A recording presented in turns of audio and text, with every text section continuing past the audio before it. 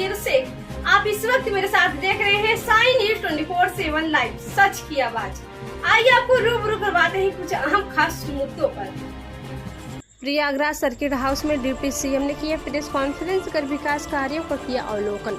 प्रयागराज में deputy CM Keshav Prasad Maurya ने जनप्रतिनिधियों के साथ एक दिवसीय प्रेस कॉन्फ्रेंस के माध्यम से प्रयागराज में हो रही सरकार के द्वारा विकास कार्यों का मूल्यांकन करते हुए प्रमुख बिंदुओं पर बात की। अखिलेश यादव की यूपी में शिक्षा व्यवस्था की बदहाली के सवाल पर पलटवार करते हुए केशव प्रसाद ने कहा कि अखिलेश यादव को शिक्षा कानून व्यवस्था के मुद्दे पर नैतिकता के आधार पर सवाल करने का अधिकार नहीं है। जिनकी सरकार में शिक्षा व्यवस्था को शिक्षा माफिया चला रहे थे, कानून व्यवस्था बदहाल थी, साथ ही किसानों को सूखाग्रस्त एवं बाढ़ से फसल बर्बाद पर उन्होंने चर्चा किया और जो भी उचित किसान भाइयों के लिए होगी व्यवस्था सरकार द्वारा किया जाएगा तथा आने वाले कुंभ मेले को लेकर संबंधित आला अधिकारी को दिशा निर्देश देते हुए कहा जो भी कार्य अधूरे हैं समय के अंदर उसे पूर्ण कराए तथा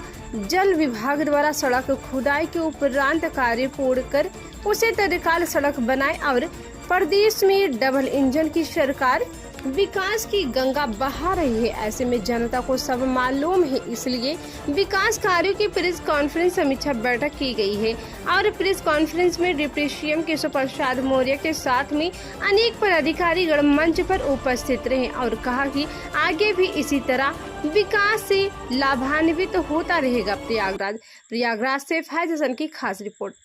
से बैठक हुई, समीक्षा हुई और जो शिकायतें माननीय जनप्रतिनिधियों के माध्यम से, संगठन के माध्यम से प्राप्त हुई, उनके समाधान का निर्देश दिया गया है। विशेष अभियान चला करके प्रयागराज को सुंदरतम शहर बनाना है। कनेक्टिविटी की दृष्टि से, चाहे सड़क मार्ग हो, चाहे रेल मार्ग हो, चाहे आकाश मार्ग हो, चाहे जल मार्ग हो, इसे जल्दी से आगे बढ़ाने और 2025 में होने वाले कुंभ की दृष्टि से विकास परियोजनाओं का एक रोड मैप तैयार करने का भी निर्देश दिया गया है।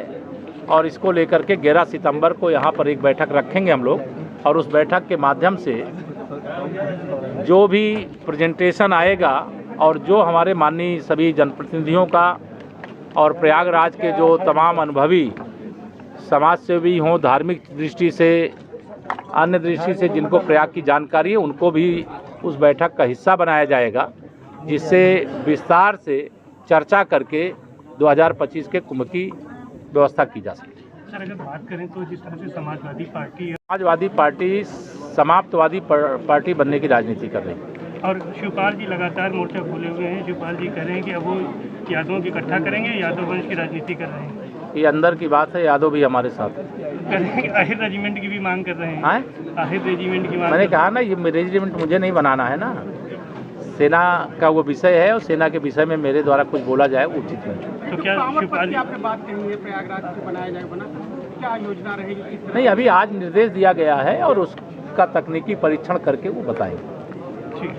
सर, 168 उप स्वास्थ्य केंद्र बनाने का प्रस्ताव आया है केंद्र से, सरकार से, जिसके लिए जमीन आवंटन में बड़ी परेशानी हो रही है। कोई परेशानी नहीं होगी, जन सुविधाओं के लिए जमीन की कमी नहीं पड़ने दी जाएगी और जहां जरूरत होगी जमीन उपलब्ध कराएंगे। एक सवाल, ये सिर्फ 43-44% बारिश हुई है, वो उसके तुलना में वो सरकार के लिए और जनपद के लिए चिंता का विषय है और किसानों की जो समस्या आएगी, चुनौती आएगी, उसके समाधान के लिए सभी आवश्यक कदम उठाए जाएंगे। 134 गांव बाढ़ में डूबे थे, वहाँ भी फसलें बर्बाद हुई हैं। जहाँ फसल बर्बाद हुई है वहाँ मुआवजा देने का काम किया जाएगा और जहाँ सूखे के कारण फसल नहीं हो पाई है वहाँ नई फसल सूखे की परिस्थिति में क्या लाई जा सकती है, सरकार उसके लिए योजना बनाई है और जितने भी अच्छे से अच्छे बीज हैं वह किसानों को उपलब्ध कराए जाएंगे, जिससे उनकी आमदनी प्रभावित न हो।